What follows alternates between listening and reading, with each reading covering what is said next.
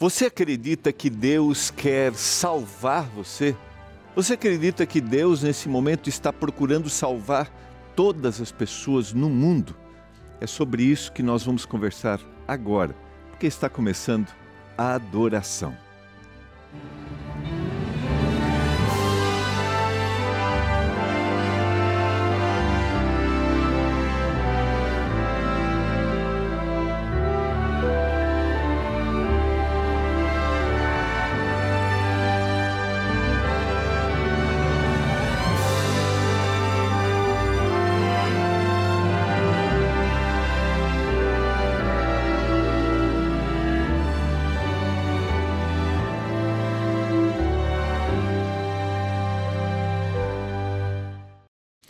Olá, tudo bem com você? Que alegria estarmos juntos no programa Adoração. Eu sou o pastor Gilmar Batistotti e apresento aqui na TV Novo Tempo o programa Escola Bíblica de segunda a quinta às 7h30 da noite, com reprise às 7h30 da manhã.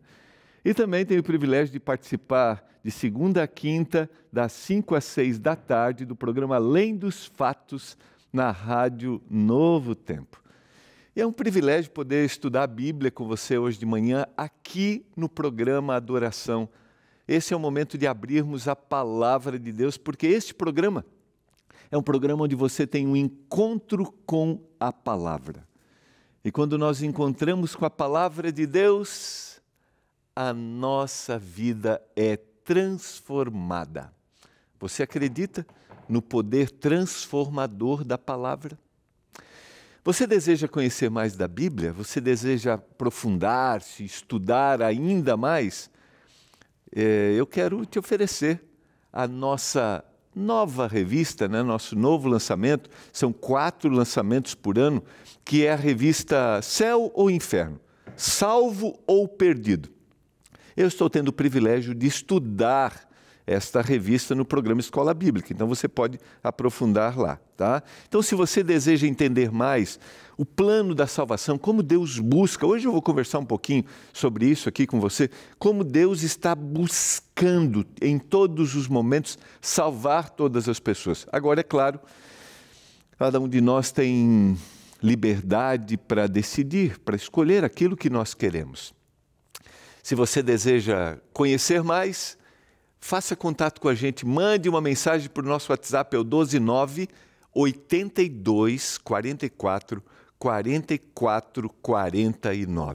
12982444449. Só escrever "Eu quero" a revista Esperança.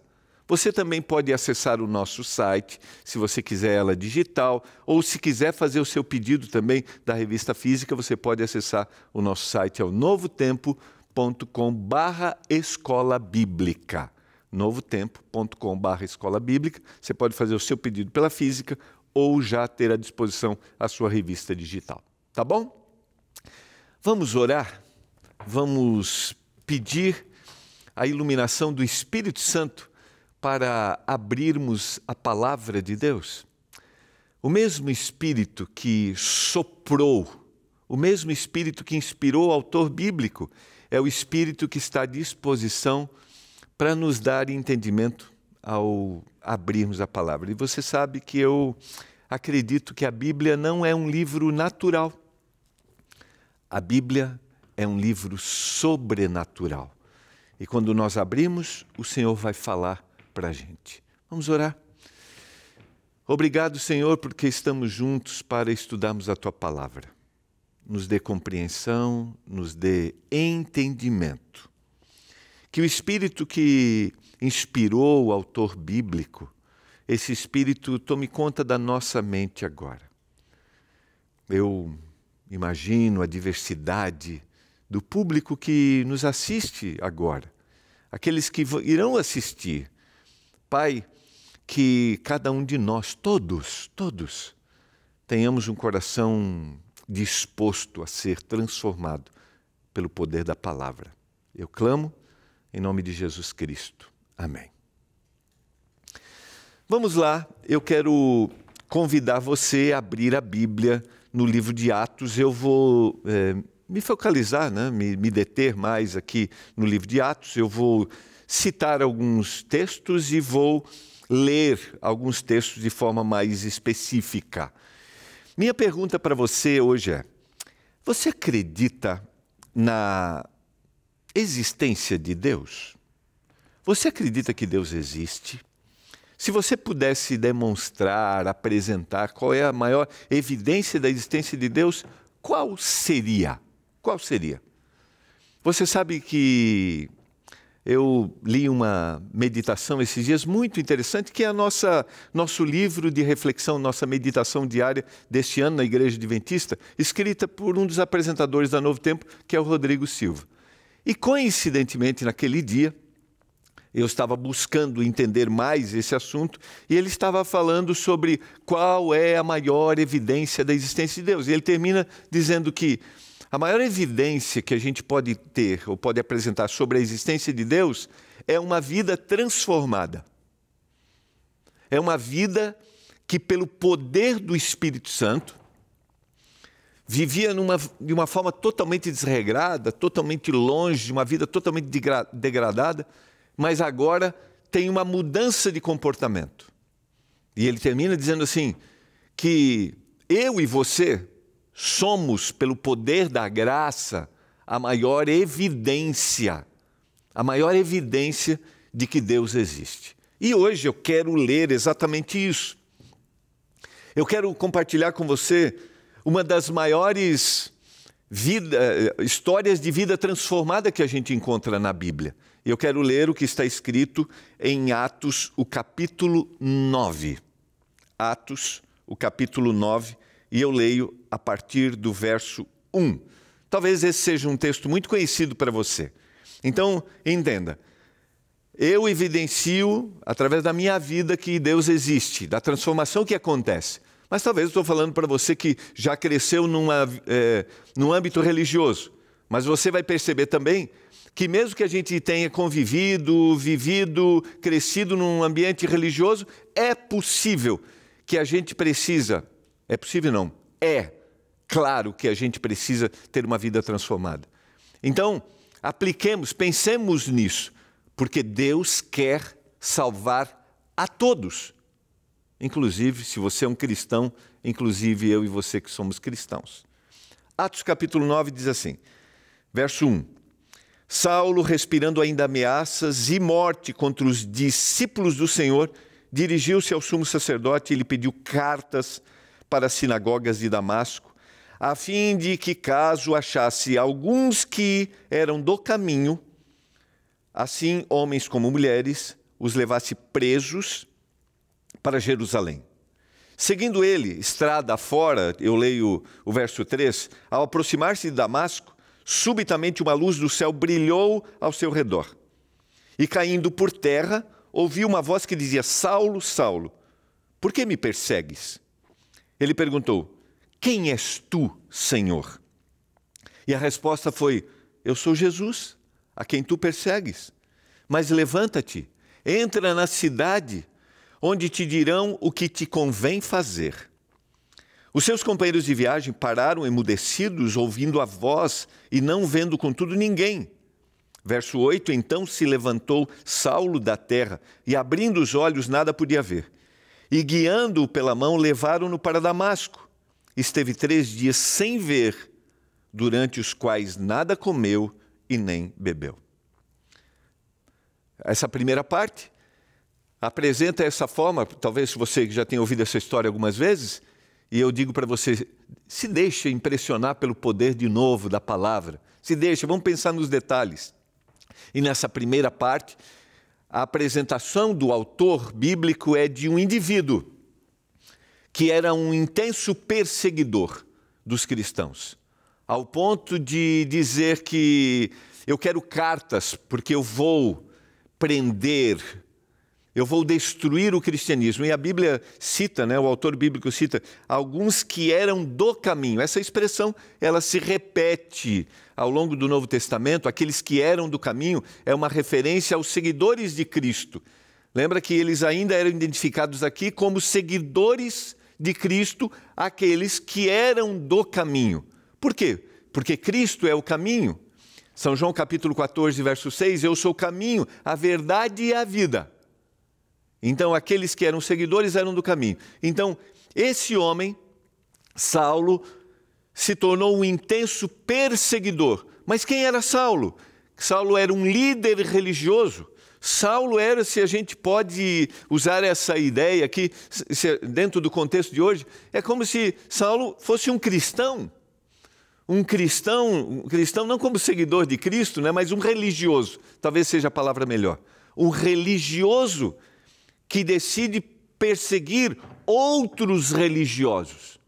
Mas o Senhor o impressiona, o Senhor o busca e o Senhor age de forma sobrenatural, o Senhor aparece para ele, o Senhor fala com ele. E nesse momento, o Senhor quer falar para mim e para você. Porque esta é a ação de Deus todos os dias. Esta é a mensagem da Bíblia. A Bíblia é um livro de salvação. A gente pode até fazer aplicações, porque a Bíblia tem dicas sobre administração financeira, a Bíblia tem dicas sobre relacionamento familiar, mas todas as dicas que a Bíblia tem um único propósito: salvar.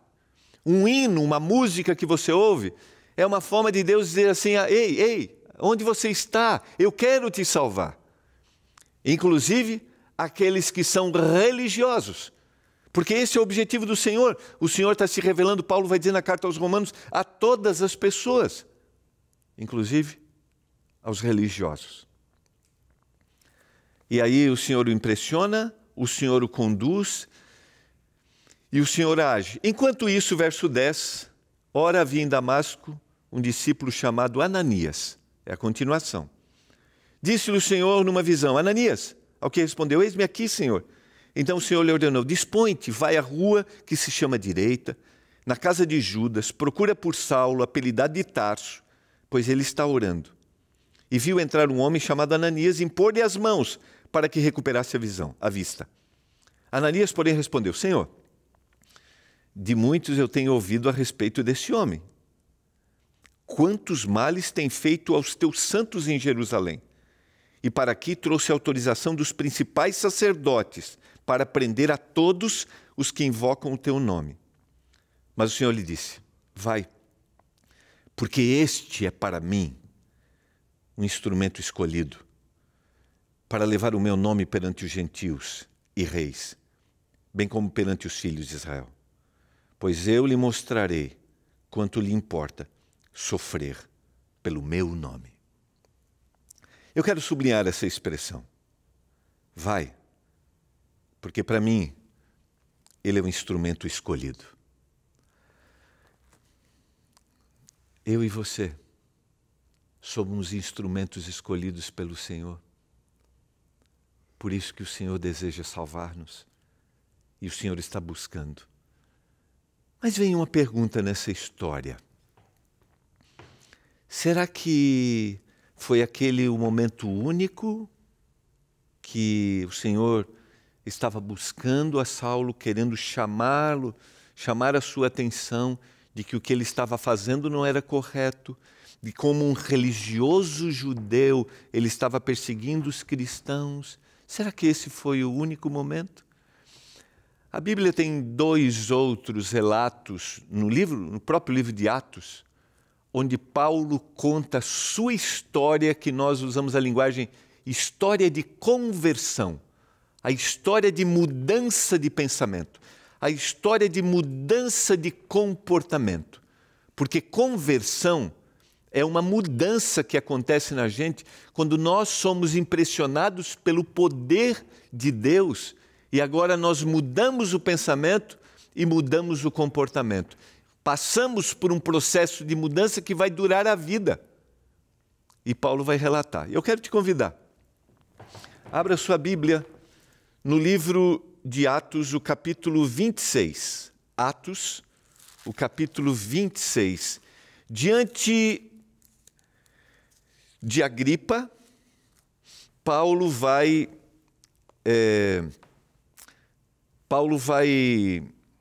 apresentar aqui sua história de conversão como uma forma de... Paulo está vivendo momentos de de angústia, de aprisionamento, e ele, em sua defesa, ele vai contar o que aconteceu com ele. Tá? Eu acabei não citando, mas eu acho que vale a pena. Ananias era um devoto religioso, Paulo vai citar, tá? Um devoto religioso como Paulo do judaísmo, mas que agora acreditava em Jesus Cristo. E é interessante que Ananias sai do anonimato, né? Ele sai do anonimato e é usado pelo Senhor, e ele vai até contestar o Senhor, mas Senhor, o Senhor quer que eu vá para esse homem mesmo? E olha que interessante, porque Deus usa um fiel piedoso, que agora tinha um religioso judeu, que tinha uma visão correta a respeito do Messias, e o Senhor vai usar esse homem anônimo, que não aparece no texto bíblico, né, como uma pessoa proeminente, mas o Senhor vai usá-lo para impressionar e para agir diante de Paulo. E ele vai agir naquele momento, Paulo vai recuperar a vista. O texto bíblico, eu acho que vale a pena só voltar aqui, antes de ler o 26, eu acho que vale a pena a gente ler, verso 17. Então Ananias foi, entrando na casa, impôs sobre ele as mãos, dizendo: Saulo, irmão, o Senhor enviou a saber o próprio Jesus que te apareceu no caminho por onde vinhas, para que recuperes a vista e fiques cheios do Espírito.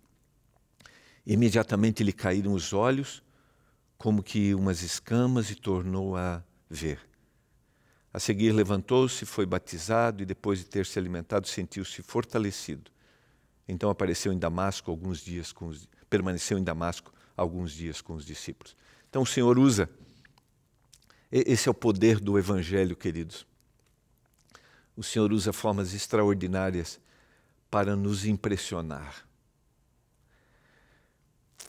Aquilo que pode parecer sem sentido é uma forma como o Senhor está impressionando. Outra coisa que é importante dizer é que não existem limites para a atuação do Espírito. Não existem limites para o Senhor te impressionar com o poder da palavra. E pode acreditar, Ele está fazendo isso agora. Se você ligou, se você está assistindo, Ele está fazendo isso agora. Mas vamos ao capítulo 26. Paulo, perante o rei Agripa, vai apresentar ali a sua defesa, se eu posso, né? Realmente é a sua defesa. E ele vai contar toda a história, os detalhes. Olha lá no verso 10, capítulo 26, verso 10. E assim procedi em Jerusalém, havendo eu recebido autorização dos principais sacerdotes, encerrei muitos dos santos nas prisões e contra esses dava o meu voto quando os matavam.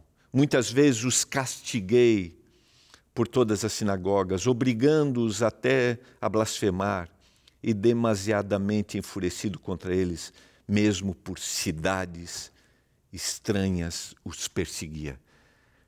Paulo está dando o seu testemunho, como a gente diz comumente numa comunidade religiosa. Está contando para o rei, está testemunhando, cumprindo a profecia que o Senhor havia dito lá para Ananias. Este é um instrumento precioso para mim, porque ele vai ser testemunha para todos. Ele vai mostrar que eu existo. Eu morri, ressuscitei e hoje estou junto do Pai intercedendo. Ele vai ser o testemunha. E Paulo está fazendo isso. Mas o que eu quero chamar a atenção é no verso 4, quando ele vai ser específico aqui. E caindo todos nós por terra, ouvi uma voz que me falava em língua hebraica: Saulo, Saulo, por que me persegues? Dura coisa é recalcitrares contra os aguilhões. Então eu lhe perguntei: quem és tu, Senhor? Ao que o Senhor respondeu: eu sou Jesus, a quem tu persegues. Eu li o texto de Atos, capítulo 26, versos 14 e 15. Eu quero sublinhar essa expressão: dura coisa recalcitrares contra os aguilhões. Essa expressão, ela ajuda-nos a entender essa busca incessante que Deus tem por Saulo, para que ele fosse impressionado pelo poder da palavra. A expressão recalcitrar contra os aguilhões é resistir. Quantas vezes o Senhor está te tocando? Aguilhões aqui era uma vara longa, pontiaguda, que era tocada nos animais para que eles fossem dirigidos. E se esse animal não atendia essa vara, essa ponta, né? essa ponta fina, ia entrando na pele, ferindo. E Paulo está dando essa informação aqui, e essa informação não foi dada no texto anterior, dizendo que o Senhor buscou, o Senhor tentou impressioná-lo, o Senhor estava em busca dele, e é duro recalcitrar contra os aguilhões, é duro dizer, não, eu não quero ouvir, eu não quero atender, mas o Senhor continua insistindo, insistindo, insistindo, porque o Senhor é incansável quando nós falamos em salvação. E Paulo deixa claro, o Senhor me disse, é dura coisa recalcitrar contra os aguilhões, porque eu estou em busca de você, porque você é precioso para mim. Você consegue entender? Que é doloroso rejeitar, duro é rejeitar. A gente vai ficando mais distante, a gente vai aprofundando, a gente vai ficando mais incrédulo e a gente vai sentindo mais dor, mas o Senhor é incansável. Por isso eu quero dizer para você hoje, talvez você pode olhar para uma pessoa que você ama e você dizer assim, impossível, pastor, impossível essa pessoa entregar a vida, o Senhor não o conhece, o Senhor não sabe quem Ele é. E talvez eu estou falando para você que tenha essa percepção também. Eu jamais. Mas eu quero dizer para você que o Senhor está tocando, o Senhor está te buscando. E você pode ser um religioso. O Senhor quer me salvar hoje. Ou você acha que quando eu leio essa história, quando eu preparo uma mensagem, o Senhor também não está querendo impressionar meu coração? Então, antes de você, o Senhor procurou impressionar a mim, e eu quero dizer, quando eu sento, quando eu medito, quando eu oro, ou quando eu saio correndo para as atividades e não dou atenção, o Senhor vai em busca constante. Apocalipse capítulo 3, verso 20, na mensagem ao cristianismo, na sua última fase, as 7 igrejas representam fases do cristianismo, há um texto muito conhecido, eis que estou à porta e bato. Se alguém ouvir a minha voz, eu vou entrar, vou cear com ele. O momento mais íntimo dentro daquela cultura, o momento da refeição. Agora, sabe o que mais me chama a atenção nesse texto? É que a porta que está sendo batida é a porta do coração de religiosos.